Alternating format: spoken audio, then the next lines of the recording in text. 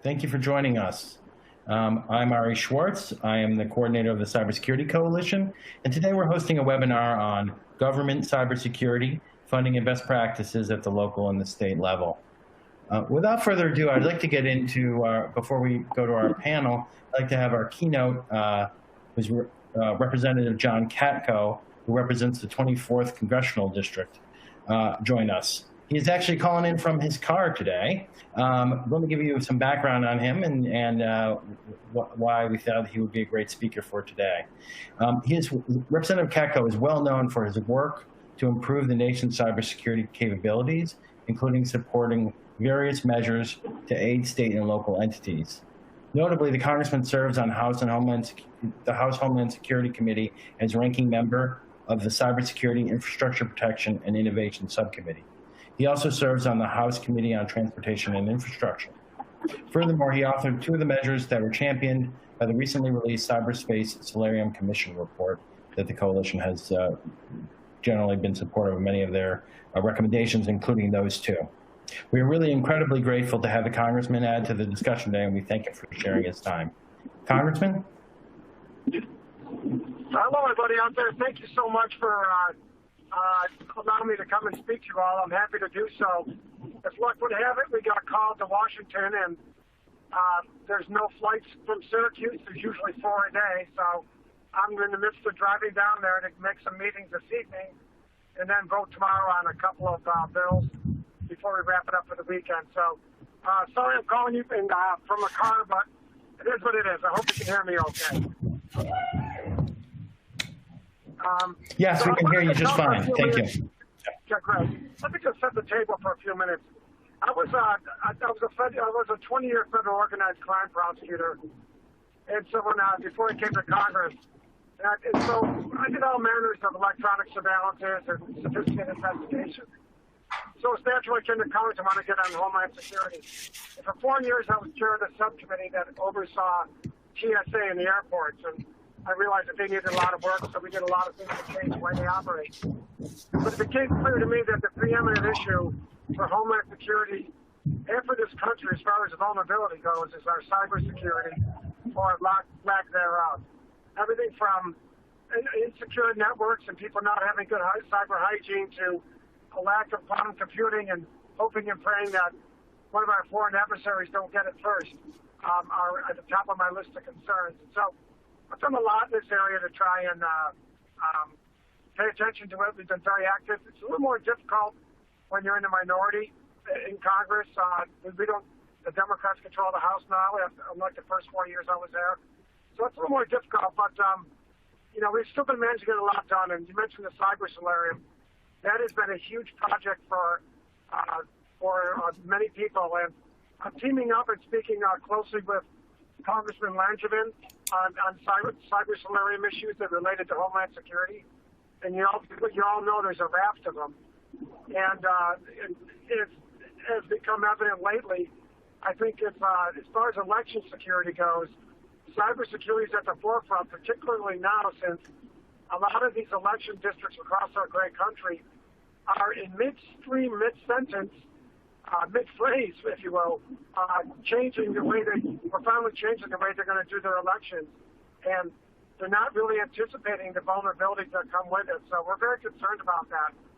One of the bills I introduced, it was a grant program that went to the states, HR 4217.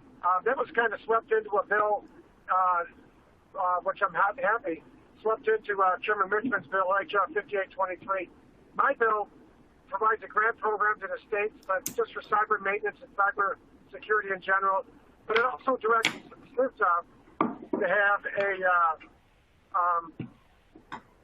cybersecurity resource guide that makes a little more sense. There's a lot of good information out there. There's a lot of great pointers, but it's very hard for people to digest. And I can talk more about that in a minute. So the bill recommends doing that as well. The other thing I did is a bill called the Cyber Navigators Bill Grant. I did a roundtable in my district, and not too long ago, on election security. I had the state election officials there and some of the local Board of Election representatives. And it became apparent to me a couple of things. every single one of them is doing technically what they should do from an information flow standpoint, because they're all tied into the Election Security ICE Act, but they can't digest the information. One woman said, I'm part-time, I don't have an IT person, and I got 1,672 directives last year from the ICE Act. She goes, I don't know what they mean. I don't know how to digest them. And then I said, well, what about your IT person? She goes, well, I don't have one. I share my IT person with tons of other departments within the county. So it made me thinking that we need to get people that are laser focused in the IT arena on election security. And the best way to do that is to have like a Navigator's Grant program where you basically have cybersecurity experts in the election area that are tied to the like a region. It's not multiple election jurisdictions. Basically, share an IT person that specializes solely in making sure the systems are secure. We kind of patterned it after what was going on in Illinois already, but we want to get this bill going statewide or nationwide. I think it's very important to do so. But the bottom line is that's just one example. Since this Congress, for example, we are now operating remotely, and we average 1.6 billion with a B, billion attempted cyber intrusions a month on our system. And now that we're all operating remotely, that's even more of an acute problem. And, nationwide, the hospitals are subject to ransom attacks even more so than normal because of what's going on. So we got a lot of stuff that we have to try and deal with in the cyber arena. And it's take all of us to try and get there. But cyber hygiene should be something that people pay more attention to. I like what's going on in the cyber arena, and I'm not an alarmist. It's what happened prior to 9/11. Everybody knew 9/11, prior to 9/11. There was chatter out there. The information wasn't properly dispersed, and we certainly weren't trying to guard ourselves against an attack the way we should have. And I feel the same way, despite the best efforts of a lot of people in the private sector, that we have the similar problems now. So with that, I just kind of set the table a little bit, and I'm happy to talk about anything, and it doesn't necessarily have to be strictly about cyber. You can ask me about anything. My district's in Syracuse and Central New York area, and I can happy to talk about politics. If you guys want to talk about it, I'm happy to answer. With that, I'll yield back. Thank you very much. I'm happy to ask you the questions. I'm going to focus on cyber, but if people want to ask questions, I encourage you to do so through the chat mechanism, the Q&A mechanism, and I will relay those on to the congressman while we have him here for the next few minutes. So let me first ask you, just you had mentioned the work that's still needed on election security, and we've all have heard the heated language around election security in the recent months. How do we depoliticize the election security discussion in general to make sure that we're addressing the issues, the cybersecurity issues that we hear from both the red states and the blue states when you talk to their election security managers? I just really think engagement is critically important, and not just engagement by you, but I think CISA plays a key role in this because they're engaging on a regular basis, and the more we empower them to do so, the more we give them the resources that they can dangle to the locals, I think the better off we're going to be. I think it's all about communication in a nonpartisan manner, and just trying to, basically understand that there's 50 different states in our great country, and there's 50 different ways that people conduct their elections. So if you go with a preconceived notion of what you think you want, that's not going to work. You got to go in and say, what do you have? How can we make it better for you? Here's the tools we have that can help you. I know you have, listening to it, like we did with our roundtable. We had that roundtable. We listened to them and said, and from that we learned that they're getting the information. They're getting good information and good tips and good best practices and everything. They just can't digest it. So that was the genesis of my Cyber Navigators bill. So I think it's really a matter of just coming at them, regardless of whether it's a red state or blue state, and just recognizing the uniqueness of each place, preaching cyber hygiene, and offering the appropriate assistance. And so just to follow up on that, what do you think the most effective means to get federal dollars to the states and local governments. As you talked about CISA being able to dangle money for election security, but is that going to be the most effective means given the politics around funding state and locals? Are we better off adding the word cybersecurity to other programs where there's funding directly, or should it be a specific cybersecurity funded program? Well, we have grant programs in the cyber realm already that are woefully underfunded.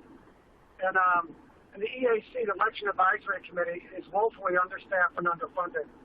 And quite frankly, so is CISA. So I think plussing up those groups, but then again, on top of that, always looking for things that uniquely need to be done in the election arena, and that's the cyber navigators. But you got to think, when I was thinking about the cyber navigators now, we can't go in and tell these people in the locals what to do. Some people will be receptive to that, some people won't. But if we just say, here are some resources for you, they will grab at it. So offering the resources from both from the pre-existing grant programs, but also getting creative like we did with that and say, look, we want to give you an IT guy that's going to float amongst your election districts. He's going to perpetually monitor your systems, make sure they're okay. You okay with that? Would you like to have that? Of course, people are going to say, well, yeah, sure, I'd love to have that. So you got to think in that realm. If you think about dictating policy on the federal level to states in the election arena, you're going to be sorely rebuffed. So I think you just got to understand what you're up against and just basically say, we're here to help, and here's some money to help you with it. Right. Well, one of the questions we got in, and it goes back to this and something you raised before too, is you have the bill that would that creates the grant program. You also have the ability. We also have, and that was brought into the Richmond bill, HR 5823. Do you think that there's still a chance that bill could be included in one of the COVID relief packages, especially with the importance of cybersecurity for state and locals growing? Yeah, I do think that there's an opportunity for it to latch on a couple different vehicles. One being the COVID relief packages. Now, there's a COVID relief package tomorrow that can be voted on. That's being voted out of the House. It's going to be a very partisan bill, unfortunately, the first one of all the COVID relief bills. And even some Democrats are very upset about it. I haven't even decided what I'm going to do about it yet. I'm going to think more about it as I drive here. But there are a lot of other vehicles out there. The National Defense Authorization Act, which has to get done this summer. My guess is a lot. I mean, when I mean a lot, I mean an awful lot of the cyber solarium proposals are going to be engrafted into the NDAA. I think that vehicle is probably going to be the most logical vehicle to get the stuff, because what they thought about with the previous COVID packages was the more you start loading the package up with this special thing or that special thing, the more problematic it becomes. So they had to keep them as clean as possible until this one tomorrow. So I think they're going to go back up the next package, is my guess. So I think the best vehicle is probably going to be the NDAA. For either of them, one of the things that we've been hearing is that people want to see matching of federal funding by states. It's something that some of the executive branch agencies have talked about a little bit, so that any money that the federal government puts up, you have the state putting up an equal amount. But obviously, with state budgets right now, that's going to be pretty tight. Do you see that? Do you see that happening? How do you see this working out? Should we add cybersecurity? Should cybersecurity be in a different area than some of the other ones where matching is being required? I think matching, the concept of matching in some respects is that there's some buy-in, there's some modicum of buy-in. And I feel the same way about this. I think we got to be mindful of the fact that states are wicked cash-strapped right now, and we're going to have to get them more funding sooner or later, somehow, some way. And so I think the bill that I mentioned, my grant bill, it has only 20% matching requirement in the state. So $1 out of every $5 they got to come up with to make their election system secure.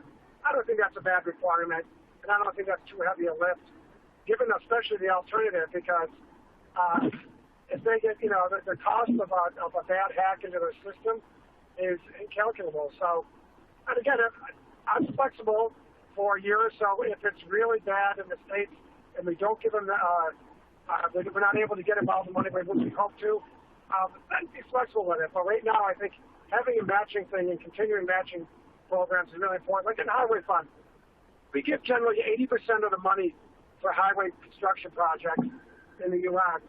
And the states have a matching of about 20%. And I think the buy-in portion is very, very important.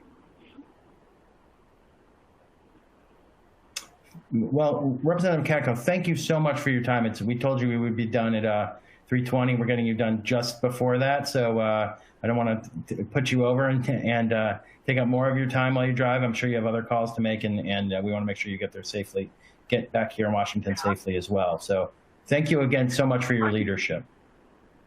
No problem. I just want to say in closing, first of all, sure. I hope you and all your families are well, and I hope that we hear from you, and keep the information coming. It's very, very helpful. Thank you very much. We will do that. Take care. So I'm going to hand things up. Thank you. Now we're going to switch over to the panel. I'm going to hand over to Ross Nodurf from Venable, who will lead the next panel, and will introduce the panelists. Thank you very much.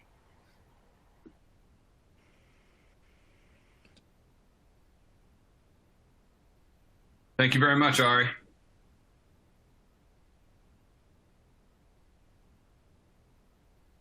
All right. So right now, as we're switching up the view for you all, I will start by reading a quick intro of who we have that will be participating with us for the next little bit. First off, from the great state of Michigan, we have the Chief Security Officer, Christopher DeRusha. He'll tell you a little bit more about his background. All of the panelists will tell you a little bit more about their background when we start the panel up. Then we have Maggie Bruner, who's Program Director for Cybersecurity for the National Governors Association. We have Mr. Eric Wenger, Senior Director of Global Technology Policy for Cisco Systems, and then myself. So I'm the Senior Director of Cybersecurity Services over at Venable. All right. So just to get us started, we'll walk through. Let's go in reverse order. Eric, do you want to start? Give us a little bit of background about yourself, and tell us what your position is in the organization in Cisco. Sure. So I'm with the Government Affairs team here in Washington, D.C., and I lead our cybersecurity public policy work globally and a number of other technology policy issues. I've been at Cisco for about 5 years now. I was in a similar role at Microsoft before that. I had a career in government as a lawyer, most recently at the Department of Justice Computer Crime Section, but I did work in state government at one point with the State Attorney General's office in New York, and happy to be here. Thank you. Great. Maggie? Thanks, Ross. Well, first off, really appreciate you having me on here. It's great to be chatting with you and to engage with Venable and the coalition. But my name is Maggie Brunner. Like you said, I'm the Program Director for Cybersecurity at the National Governors Association. Governors are very hot right now, but of course we've loved them the whole time. We run what's called the State Resource Center for State Cybersecurity at NGA. It is chaired by two governors, one Republican and one Democrat, just because we are nonpartisan. And our mission is to really cultivate and be a clearinghouse for best practices in state cybersecurity.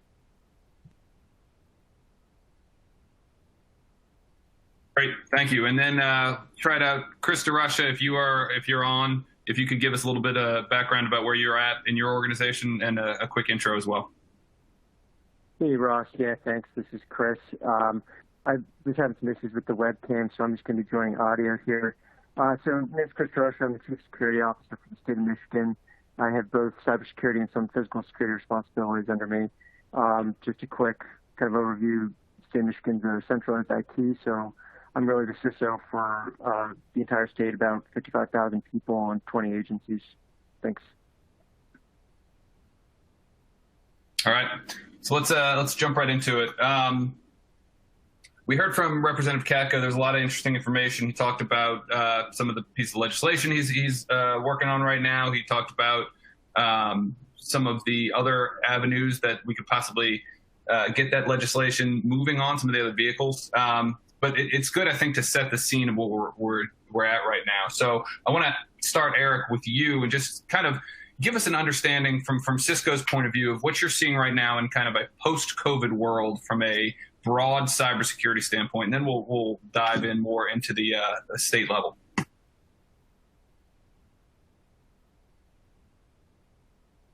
Sorry. So at Cisco, we pivoted very early to remote work. I'd say in mid-March, we took about 95% of our 70,000 plus employees and put them into a remote work status. And that's something that we were able to do pretty easily because we have such access to the technology and we use video commonly in our everyday work.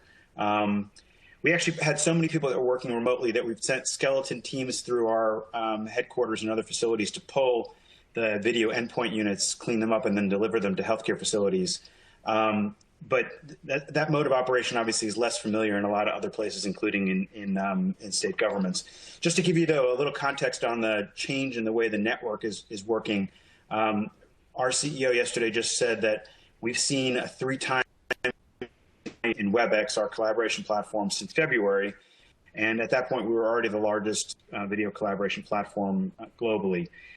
Along with the change in traffic on the network, we're seeing changes in threats as well, too. So we have a threat intelligence team called Talos, which is well known globally. And we're seeing 3 plus X times increase in malware traffic, almost a 2 times increase in phishing attacks, more than a doubling of botnet attacks, more than a doubling of ransomware traffic.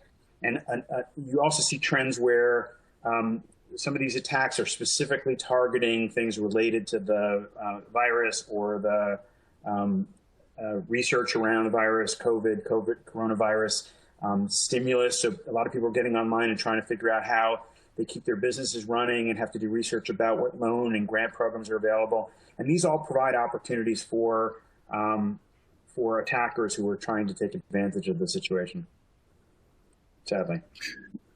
Thanks. Chris and Maggie, does that kind of jive with what you guys are tracking as well? I know that you all have different vantage points than what Eric's bringing to the table. Yeah, Maggie, you want to go first?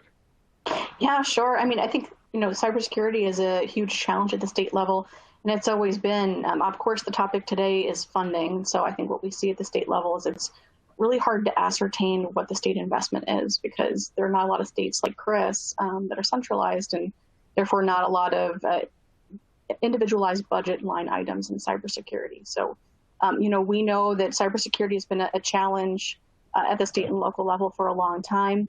It's heightened now. I think, with the transition to remote work, we're seeing states scaling up the number of VPNs, for instance, by a really dramatic scale. We're seeing a lot of specific, phishing and social engineering using this virus, of course, at a time when state workers are kind of thrown out of their normal and might be under a lot of stress. So yeah, we've had these challenges for a long time, both in terms of the cyber threat and in terms of funding, but they're certainly more pronounced right now. What are you seeing, Chris? Yeah, so, I think in part we're seeing a lot of the same actors doing similar things, but they're leveraging the COVID-19 theme to perpetrate them. So a lot of the malware and, tactics that we've seen over the past year, frankly, we're still seeing that just sort of repurposed. And then we're continuing to see new and innovative types of attacks taking advantage of different new exploits that are being discovered. And so, there's not much has changed on that front. I think we are starting to see a little bit more of actors taking advantage of the remote work situation. Fortunately, at the state level, we're resourced enough and prepared enough to be able to push out and just, purchase 13,000 new laptops and, thousands upon thousands of soft token VPNs or VPNs and soft token two-factor and just get it all deployed within weeks. But, I do worry a lot more about the local level that isn't resourced similarly and just got the workforce remote and has some of those gaps. And so I think, big investments in technology like virtual desktop infrastructure, creative solutions like split tunneling for Office 365 and things like that to reduce capacity bandwidth suck on the VPNs. I think you see lots of those things happening, just sort of smart measures being taken. But, they all take resources, skilled personnel, and cost a lot of money. So I think the further you go down in the chain to the local level, the harder it gets. So it's interesting that you said you have resourcing to be able to pivot pretty quickly. I want to stick with you for a second. So, General, what role can or should the federal government be playing in working with states to secure their IT infrastructure? Why is it important? And then moving on a little bit, how are you give examples of how you're already working with the feds to do that? Yeah, sure. So, first and foremost, we're extremely supportive, and I think that we need the federal resources, and so that's a key priority. A lot of ways we do what we need to do, and all states have made a lot of expenditures, and those bills will come due. And so I think that we have the capacity to get it done and front the costs, but there's a lot of costs coming due when you get over to the side of all the PPE purchases and all of that side of response. The bills are quite large, and so I think that there's a huge federal role in that perspective, and so we're very supportive of all of these bills and where they can help both state and local government. From the cost reimbursement perspective. So we're certainly tracking everything carefully and closely with, allocations towards what are COVID-19 related expenditures that we had to make in anticipation and hope that we'll get some of that relief. And so that's a big part of it. And then just to flip over to, other types of federal collaboration, we're certainly leaning on working closely with our federal partners, relying on Homeland Security for good threat intel, which has been helpful as different types of campaigns and actors have, conducted a lot of different fraud schemes around COVID-19. They've been quick to the draw to get us that information. Also, we're adjusting our approach to election security. All the engagement with the locals is gone virtual, and that's a pure collaboration with our partners at Homeland Security. And all that work persists and is continuing. We're just finding a new way to get it done. That's super helpful. Maggie, I know you get a bigger, kind of a wider view. Chris has got Michigan and he's heads down doing what we can to secure the state. What are you hearing from other states outside of Michigan? Because I know they're kind of top of the heap in a lot of ways. Well, I totally agree with what Chris said. I think we have a really good model for how states and feds work together in the all threats, all hazards environment. So, you think about agencies like FEMA, they are supporting state and local efforts, but it's really about the state and locals kind of managing and executing. So really kind of that bottom-up approach. So what role specifically can the feds play? I think as an advisor, that's a really great role. And, the congressman referenced it in his opening keynote, but, the feds themselves are under-resourced too. And so, when we see things coming out of CISA, like the CSA program is pretty popular, but they don't currently have enough for each state. So it'd be great to kind of scale that up. When you think about, CISA's free cyber assessments and reviews they do, we get a lot of positive feedback on that as well. But the wait list there is pretty significant as well. So I think, yeah. Sorry, I didn't mean to cut you. No, you're good. You're good. And then, of course, being subject matter experts and the disseminators of best practices. When the federal government speaks, like Chris was referencing, state and locals really listen. So when we've seen, I think, these big sort of warnings, like the one regarding Iran or the Microsoft patch that have come out, states and locals are really paying attention to that. So truly, the federal government, in terms of subject matter expertise, can't be beat. Eric? Did you want to jump in? Yeah, I had a little skipping there in the audio, so I don't know if you're hearing me clearly. But I think what Maggie's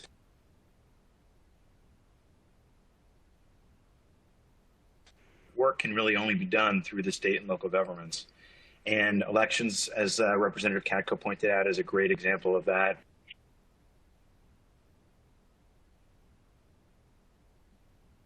Eric, I think we're Eric, we're having a little trouble with your audio. If you could start, I think you were starting to talk a little bit about some of the different nuances that state and local localities have to deal with. If you could kind of start at the top of that.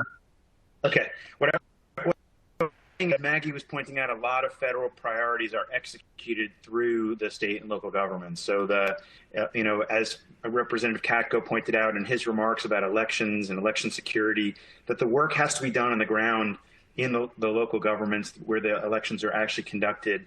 And so setting the priorities from the federal level, having funding that's adequate that comes from the federal level, having the federal government through CISA and DHS target the areas of risk that need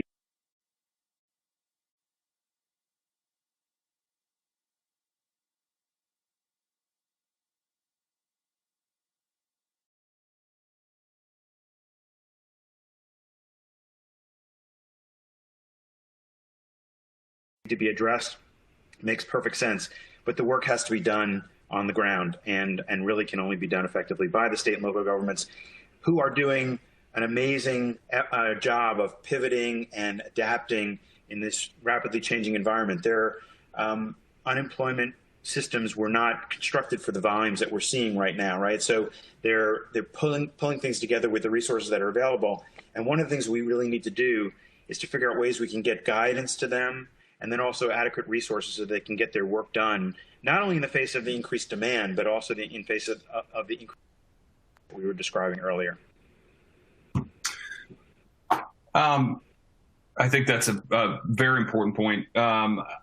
Looking at, I want to make sure that we pick up on the point that Maggie was making earlier about how popular stuff like CSAs are. And then I'm going to go back and reference what Representative Katko was saying about his cyber navigators bill. So let me and this is Eric and Maggie for you guys mostly.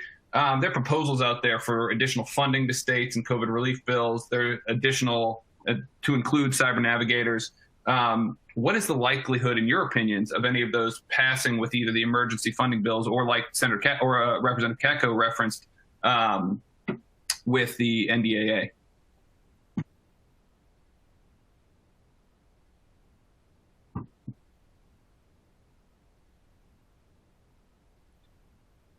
Maggie, you want to start? Sure, I'll start. I think it's really challenging right now because there's a lot of different bills that are up for consideration. We remain hopefully optimistic on that front. So, NGA, under the auspices of the governors, put out a letter in February saying that we really wanted to see a state and local grant program. And in that, we actually did specifically reference the congressman's bill, the Richmond bill, as one that we thought might be a good one for Congress to consider. So, of course, it's difficult. I'm not as knowledgeable as the congressman in terms of whether he thinks that the supplemental is a better route or if the NDA is a better route. But I think for us, it's just that we know the need is there. And really excited to talk about the Cyber Navigator one, too. So I'll let Eric discuss that. And then if we want to get back to that, we can chat Cyber Navigators, too.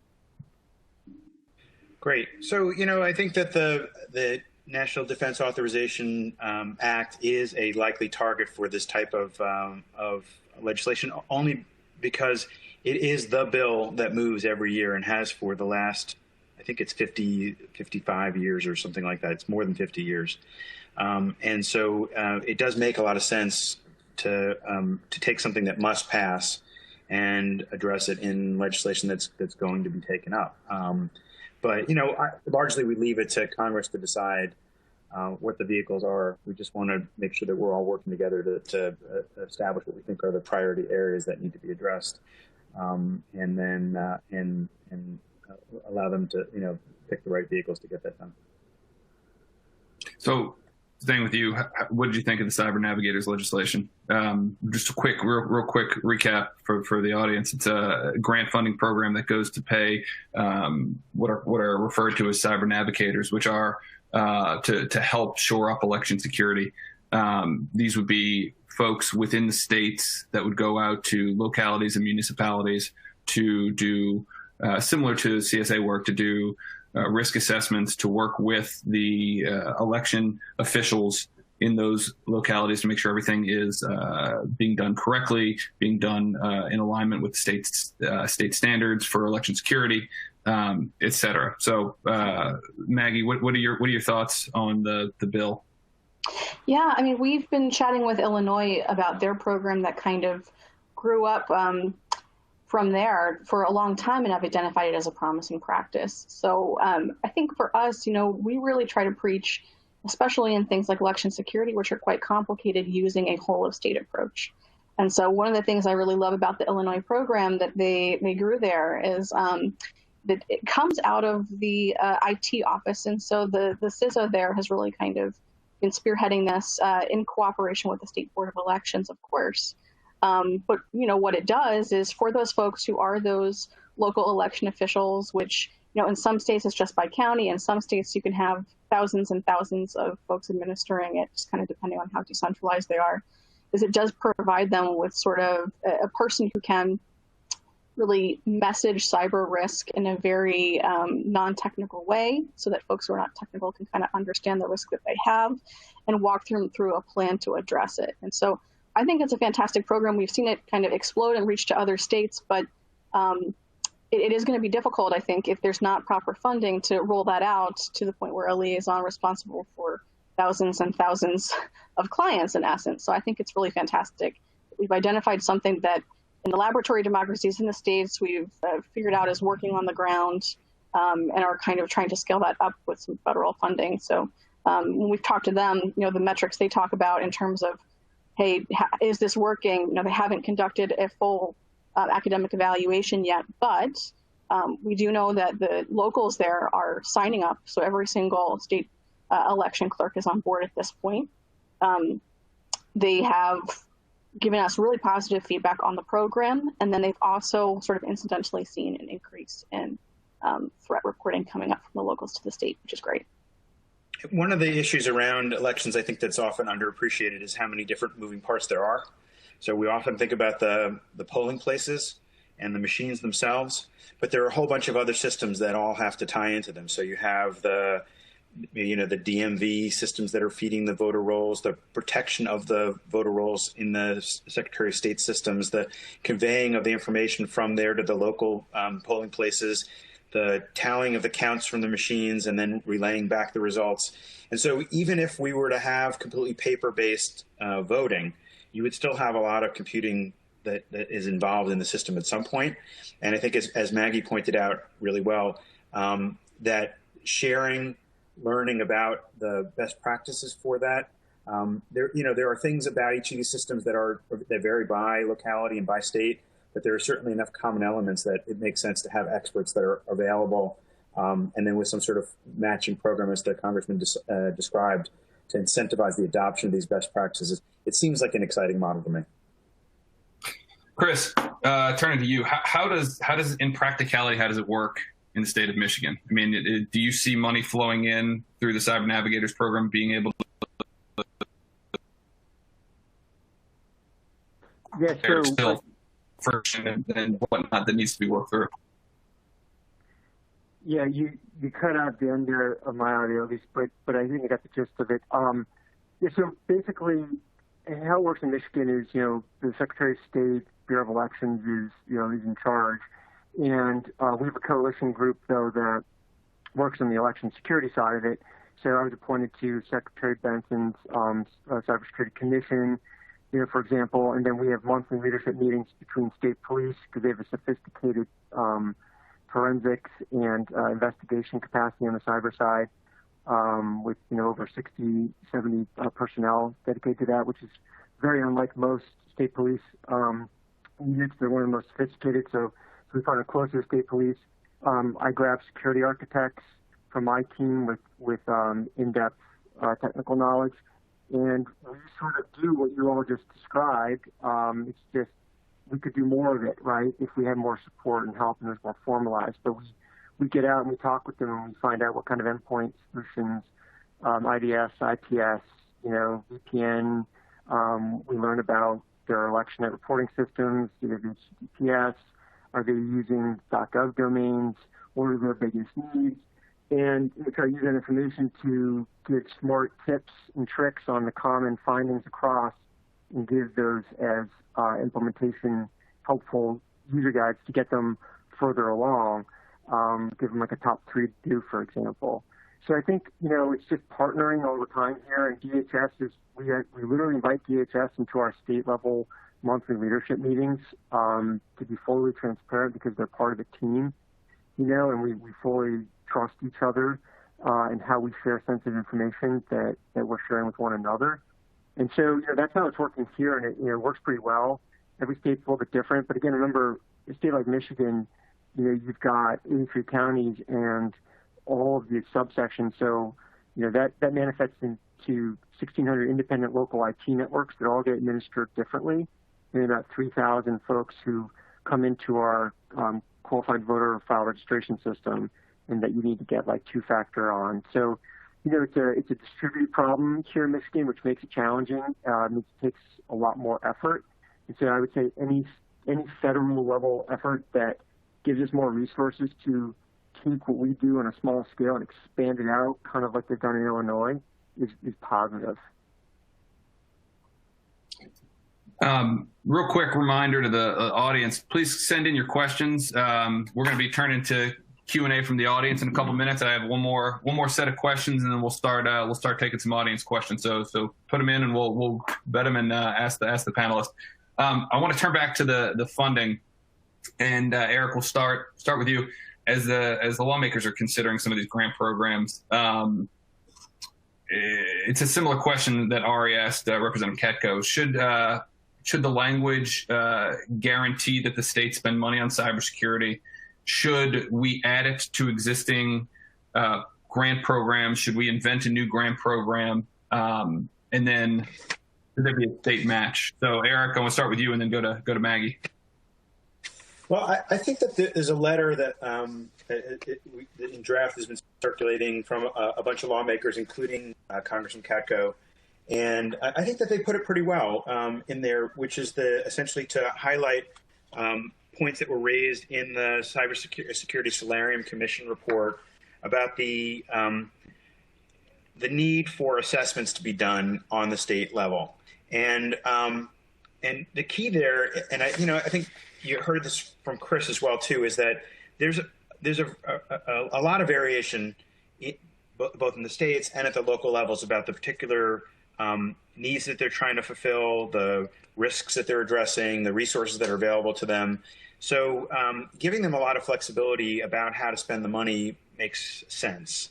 But also, and I'll flip to Maggie for this because we were discussing this yesterday, and I think you made some good points about this, that having some requirements to do some self-assessment and to figure out what risks you're trying to address probably helps to steer things in the right direction. So in other words, you have some requirements about the fact that you need to do this cybersecurity framework to assess what risks you're trying to address, what target state you're trying to reach, how mature you are about addressing those risks, and then having the flexibility to be able to use the money in the way that is the most successful for you. Because Chris talked about the importance of using multi-factor authentication, and that's something he's recognized and he's decided is an important control for the risks that he's trying to manage. I think that many governments will make similar decisions, but the particular solutions that they try to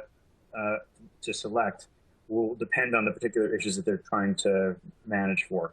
And they're going to have a greater understanding of their own systems than congressmen and congresswomen who are writing the legislation would have.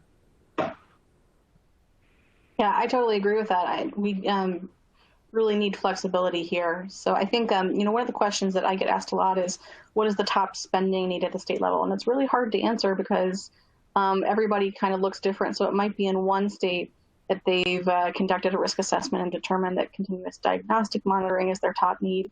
It might be somewhere else that they don't have a statewide cyber disruption response plan. So the needs go from, I think, tools and technology to infrastructure itself. So, I mean, if you're a local government and you're running Windows XP, you might need some upgrades. And then it also talks about, people and processes too. So it's not just, I think, all kind of in one camp, if that makes sense. And so totally understand, though, that, Congress doesn't like to hear just give us money and we'll decide what to do with it. So I think it does make sense, and we have seen some precedent in other grant programs for standardizing a process. So if you were to say, at the state level, do an assessment based off of the NIST cybersecurity framework, maybe at the local level, CIS top 20, something like that, or determine your needs in consultation with your state Homeland Security strategy, that might be the way to go, so that we have a very kind of flexible framework that allows you to identify your top needs at your state level, but also acknowledges that there does need to be some standardization in how you do that. And that's currently what happens at the Homeland Security Grant Program in the risk assessment that they mandate for states called the FIRA. Ross, can I jump in real quick on that? Please, go ahead. Yeah, absolutely. So, we just put out an RFP because we're taking that exact approach here to trying to provide a common set of services and vetting the vendors on behalf of the local government. So kind of similar to what you might see with an IT Schedule 70 run by GSA, we're putting an RFP to vet vendors to do risk assessments based on the CIS 20 tool that they provide for free. And that'll, as Maggie was just talking about, that'll give us a common benchmark ability, not just across the state, but to see how they're doing against like peers across the nation or otherwise. And give them a sense of you may be a 1 of 4 in this, control, but maybe that's okay for your resource level, and that's like benchmarking as average. And you have a goal of being a 2 of 4, and so that's okay. And you can help them, speak to their boards when they're trying to even get, if there is a situation where they can get money but they have to match. That's still a really hard conversation for them with their boards when they're looking at, do I patch the pothole or the cybersecurity thing that I may not understand? And so even when you're talking about small dollars, what they feel like small dollars for maxing to get other funds, it can be quite a big deal for the local government, quite a big deal, which is why you see some folks not even use the .gov with the $400 registration fee. And I know that may sound like it's not a lot of money, but these are real barriers. And so I think that's something that just needs to be considered. I fully understand the perspective of the match requirements. I mean, I get the argument, but I just fear that a lot of money will be left on the table if that approach is taken across the board. It's just my concern about that. And if I could jump in there too, I think we have to think about the intent behind the match too. The intent behind the match is to get people to have skin in the game and to be good custodians of federal dollars. Totally understandable, but if in practice it's just creating a barrier where people can't even access these funds and is really just keeping people out, I don't know if that's what Congress intended. Eric, anything?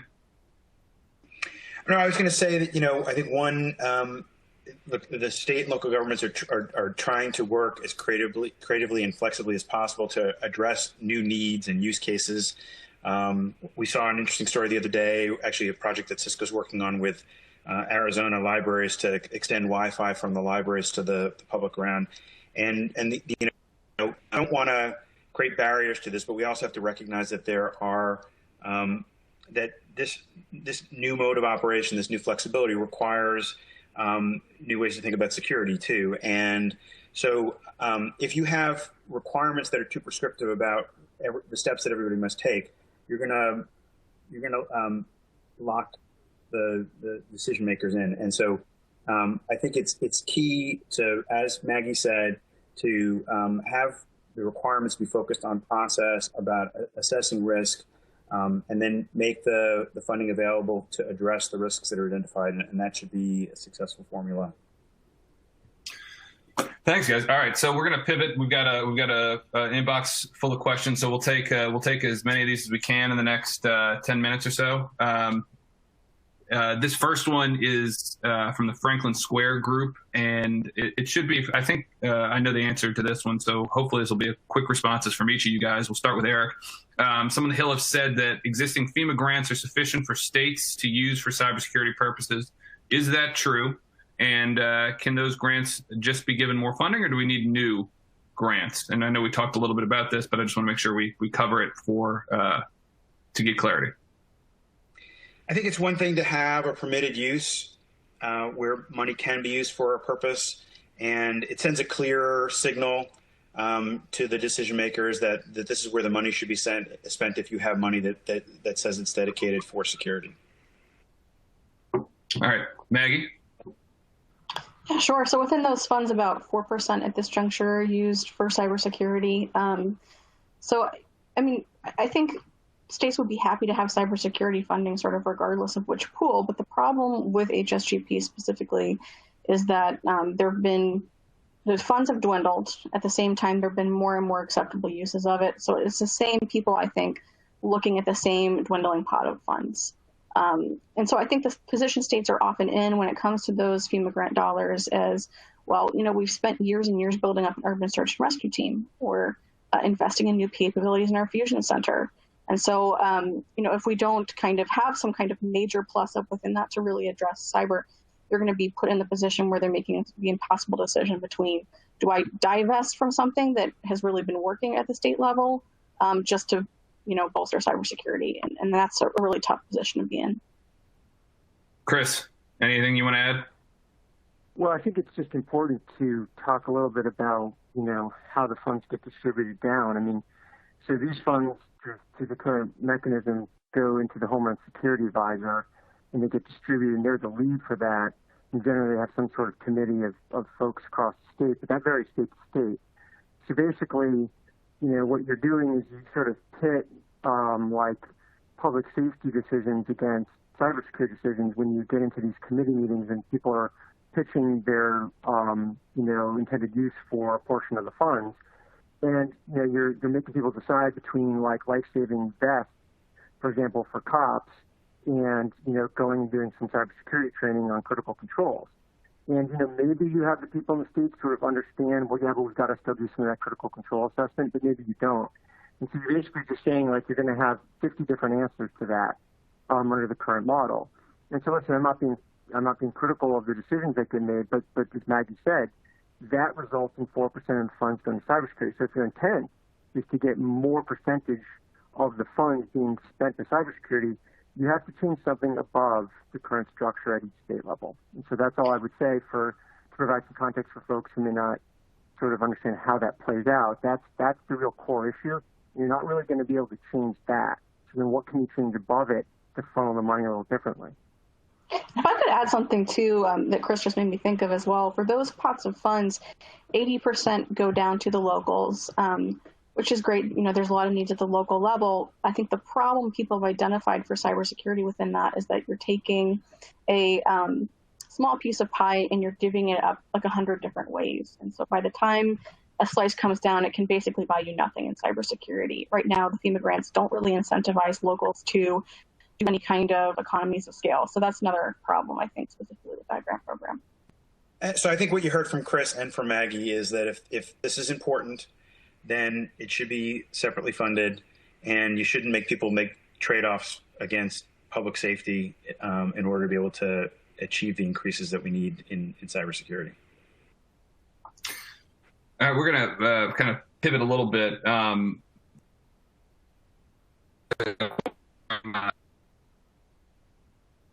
We expect nation state, Eric, or for Chris, or have we seen any data that shows nation state attacks are increasing in the new telework environment, given the kind of the working from home, BYOD solutions that states are employing?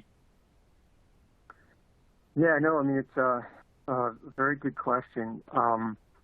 Listen, I mean, from the perspective of the state CISO, you generally don't know who's coming after you because, we're pretty much pure network defenders, and we rely on our partners in the law enforcement side and then, the federal level to give us the intelligence based on the indicators that we may provide them on sort of, which actors are coming after us. So, we're looking for just successful attacks that get through and stopping that. And when we learn about attribution, obviously it steps up our concern level. So, I think it's a real more than a possibility and a high likelihood that is happening, and that will continue to happen. So I think it's a real risk. It's certainly something that we enter every day worried about is the advanced persistent threat, because a state level of resource or a local government level of resource, it's hard enough for the defense industrial base and the federal government to fend off an advanced persistent threat. So you can imagine what the challenges is for us. And so it's a real threat and something we think about every day. Great. Two more questions, and then we'll wrap it up. So first one from TransUnion, is there seems to be a growing interest in mobile voting. Given kind of what we talked about with some of the legislation out there, what role do you guys think should the federal government play in either supporting or discouraging mobile voting? That's a hot one. So anybody want to jump in?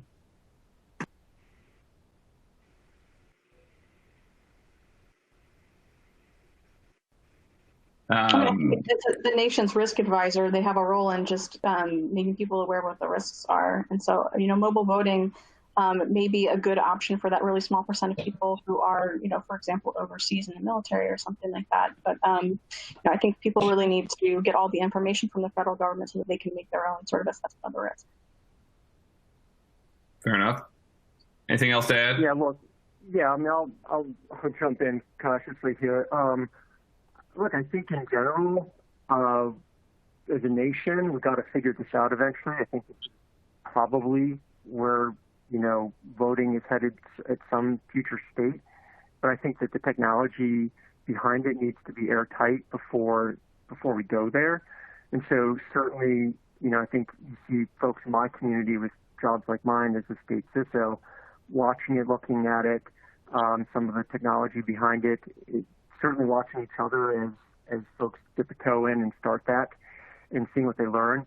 But, fact of the matter is, you can figure out whether or not these current mobile voting platforms are secure. There's plenty of good mobile application security technology companies and solutions that can assess them and check out the code and see what types of vulnerabilities there are. And that's a must.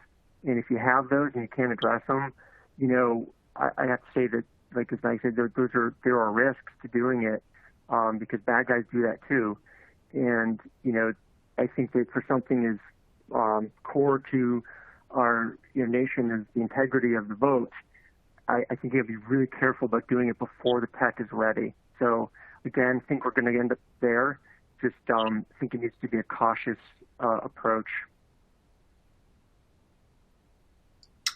All right. Well, last question, and then we'll run through closing comments. So many people have different opinions about FedRAMP, both as a program and as a process. However, states. Oh, and by the way, this is from the Alliance for Digital Innovation.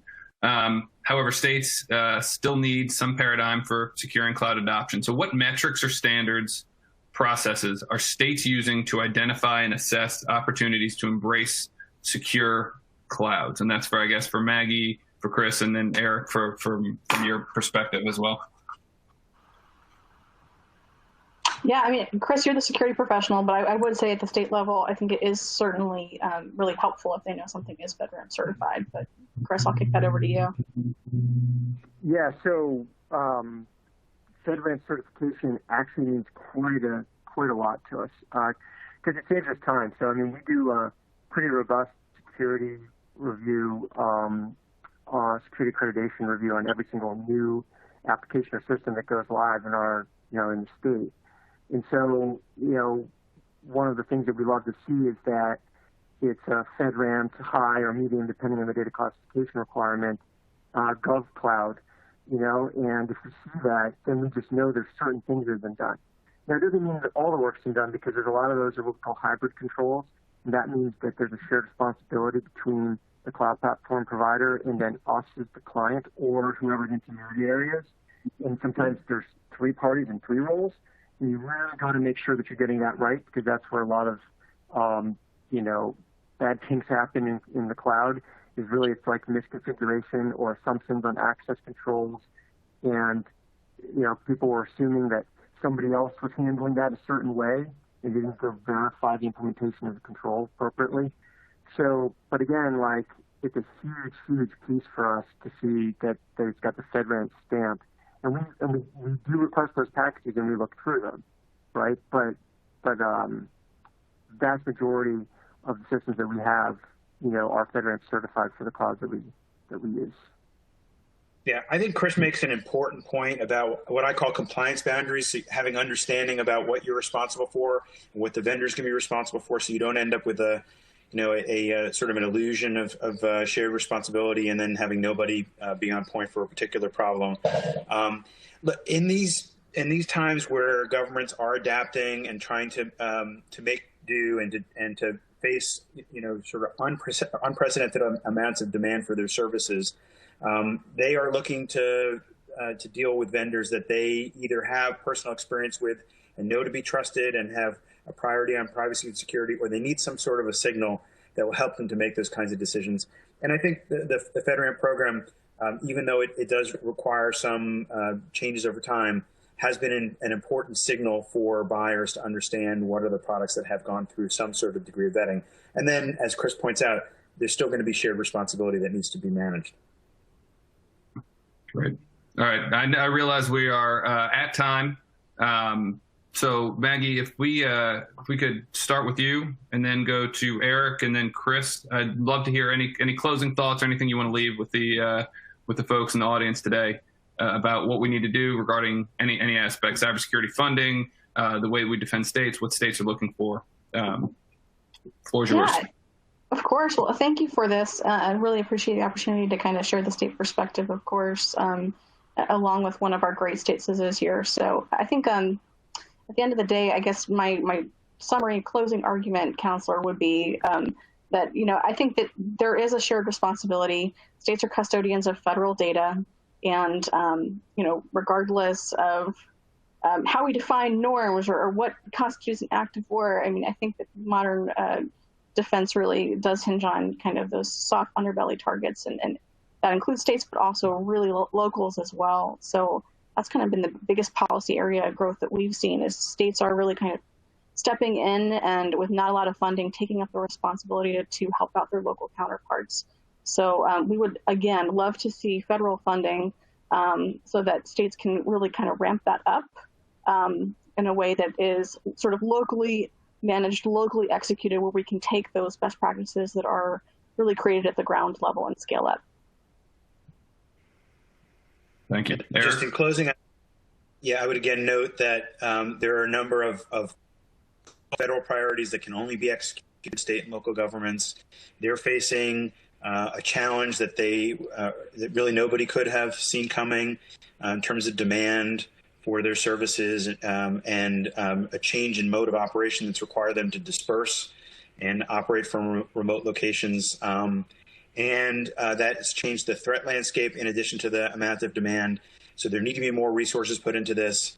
And the federal government is an important source of both the resources and also guidance about what are the threats that should be prioritized. Yeah. And Mr. Rush.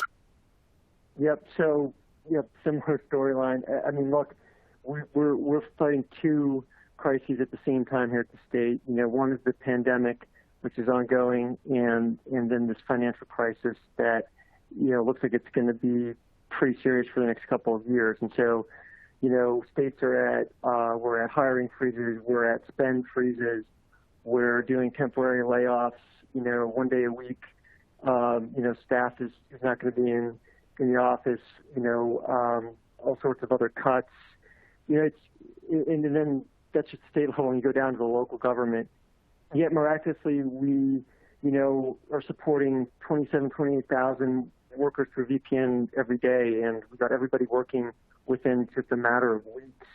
And I would say productivity is up, and it's just really heartening to see what the dedicated state and local government folks are willing to put into this. And I mean, I can't stress it enough. I mean, we know what to do and we're doing it, but the money is the issue, and it's just going to continue to be because all this stuff that we're doing to keep government going, to keep those public resources flowing, is costing a lot of money. That's just the bottom line. But the good news is like, we are, and then we touch base between the state CIAs and CISOs every week. We're sharing best practices and we're keeping each other moving in the right direction. because a lot of stuff we're doing for the first time, like contract tracing apps and stuff like that. And, you know, we're managing through this. Like Eric said, again, we just need the support. Yeah. So, I mean, constantly being asked to do more with significantly less is not an enviable place to be. And I'm hoping that given the consensus of the panel, our legislators are listening. So thank you guys very, very much. We appreciate your time. I know it's a precious commodity these days. So thank you all for jumping on, and thank you for the audience for hanging on and asking the questions. So,